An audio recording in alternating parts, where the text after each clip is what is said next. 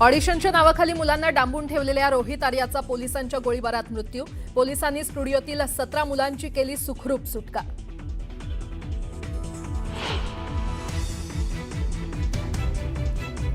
स्वच्छता मॉनिटर अभियानावरून रोहित आर्यानं दीपक केसरकर शिक्षण मंत्री असताना केलं होतं उपोषण।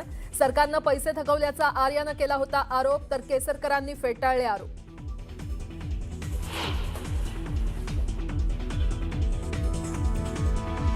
रोहित आर्याला सरकारनं दिलेलं पत्र। न्यूज 18 लोकमतच्या हाती। रोहितला प्रकल्प राबवण्यासाठी निधी मंजूर केल्याचं पत्र समोर। याच प्रकल्पाचे पैसे सरकारनं थकवल्याचा आरोप।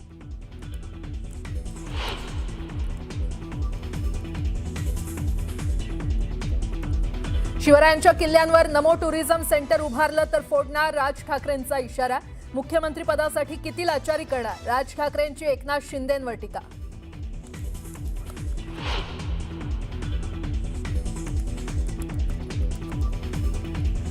शेतकऱ्यांच्या कर्जमाफीसाठी उच्चाधिकार समितीची स्थापना। 6 महिन्यात अहवाल सादर करण्याचे आदेश। बच्चू कडूंशी चर्चा सुरू असताना सरकारचा GR।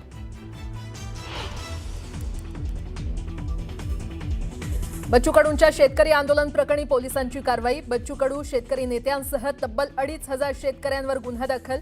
24 तासांहून अधिक वेळ वाहतूक रोखल्यानं कारवाई।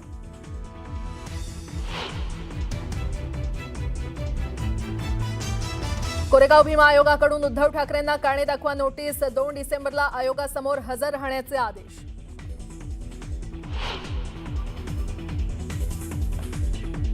सीबीएसईच्या 10वी आणि 12वीच्या परीक्षांचं वेळापत्रक जारी। 17 फेब्रुवारीपासून सुरू होणार परीक्षा।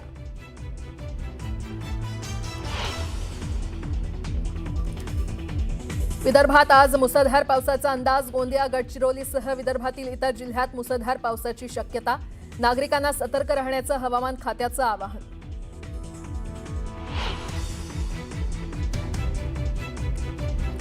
सरदार वल्लभभाई पटेल यांची 150वी जयंती। पंतप्रधान नरेंद्र मोदींकडून सरदार पटेलांना अभिवादन। तर राष्ट्रीय एकता दिनाच्या निमित्तानं देशभर विविध कार्यक्रमांचं आयोजन।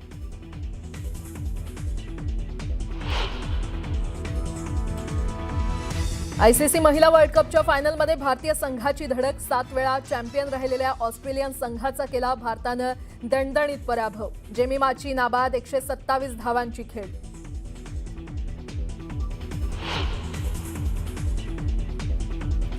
आणि जिओ युजर्सना मिळणार पुढील 18 महिने मोफत गुगल जेमिनी AI प्रोचं सबस्क्रिप्शन। जिओ आणि गुगल दरम्यान झाला करार।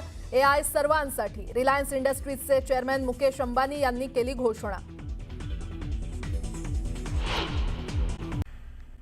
बातमीपत्राला आता सुरुवात करूयात। मुंबईतल्या पवईमध्ये मुलांना ओलीस ठेवणाऱ्या रोहित आर्याचा एन्काउंटर मृत्यू झाला।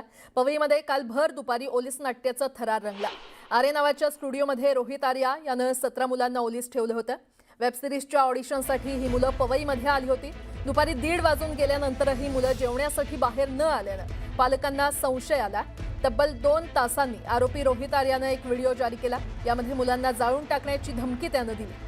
पोलिसांनी तत्परता दाखवत स्थानिकांच्या मदतीनं मुंबई पोलीस इमारतीच्या बाथरूममध्ये शिरले आणि त्यानं पोलिसांवर गोळीबार केल्यानंतर पोलिसांनी रोहितच्या छातीवर गोळी मारली। यात तो जखमी झाल्यानंतर त्याला रुग्णालयात हलवण्यात आलं। मात्र काही वेळानं त्याचा मृत्यू झाल्याची माहिती समोर आली आहे। दरम्यान या आरोपीकडे एअरगन आणि केमिकल सापडल्याचं समोर आलं होतं।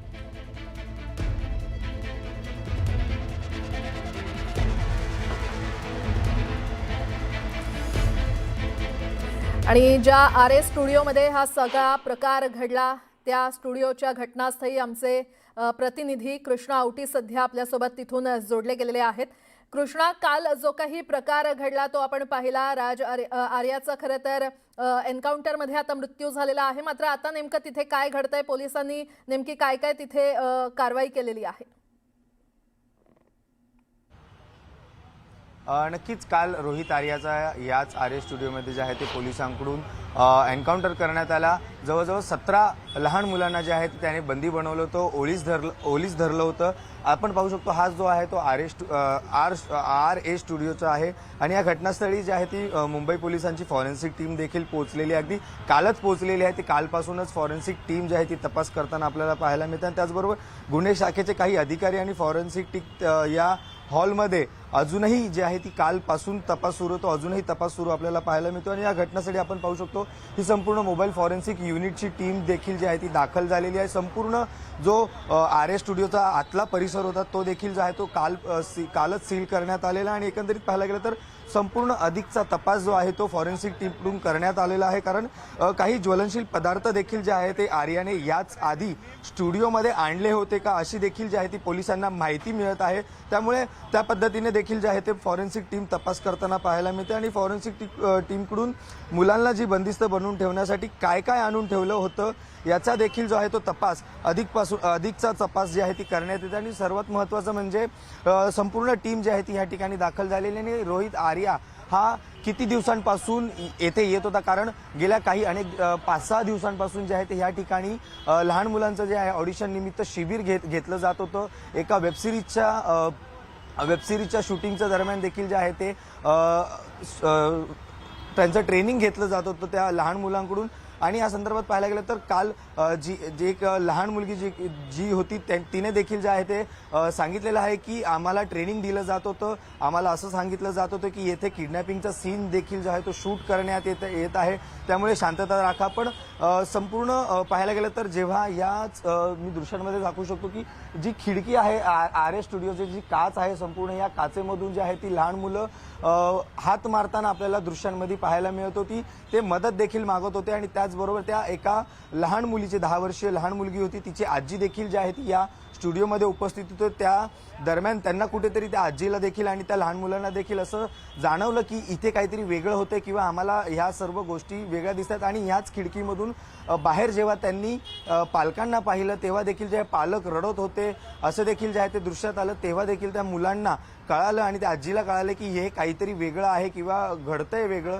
त्यामुळे देखील त्या आतमध्ये तणावाचं वातावरण निर्माण झालं आणि रोहित आर्याने स्वतः त्या मुलीने देखील सांगितलेलं आहे की रोहित आर्या याने त्यांना सांगितलेलं आहे की किडनॅप केलेलं आहे, की तुमचं मी किडनॅपिंग केलेलं आहे असं देखील जे आहे ते वक्तव्य रोहित आर्याने त्या मुलांना सांगितलं आणि त्यानंतर घटनास्थळी मुंबई पोलीस देखील जे आहे ती दाखल झाली। मुंबई पोलिसांनी निगोशिएट म्हणजे त्याच्याशी संवाद साधत होती। या संवादादरम्यान जे आहे ते त्याने संवादादरम्यान जे आहे ती त्याचा मुंबई पोलिसांनी थेट एन्काउंटर केला आणि त्याचा जो आहे तो हॉस्पिटल नेताने जे आहे त्याचा मृत्यू झालेला आहे आणि तो एन्काउंटर झालेला आहे। आणि एकंदरीत पाहायला गेलं तर एकूण 17 ही जी मुलं होती आणि त्यात एक आजी देखील होती, त्या आजीला देखील दरवाजा लागून डोक्याला जे आहे ती दुखापत झालेली आहे, खांद्याला देखील इजा झालेली आहे। एकंदरीत पाहायला गेलं तर सर्व हा काळ जो आहे अगदी जवळजवळ तब्बल 2-2.5 तास जो आहे तो संपूर्ण पोलीस असतील निगोशिएट करत होते रोहित आर्यासोबत आणि संपूर्ण घटना जी आहे ती 12:30, 1, 2 ह्या संपूर्ण घटनास्थळ ही जी घटना आहे ती घडलेली आपल्याला पाहायला मिळत आहे। ठीक आहे कृष्णा, वेळोवेळी तुमच्याकडून अपडेट घेत राहू। तुर्तास धन्यवाद या संपूर्ण माहितीसाठी।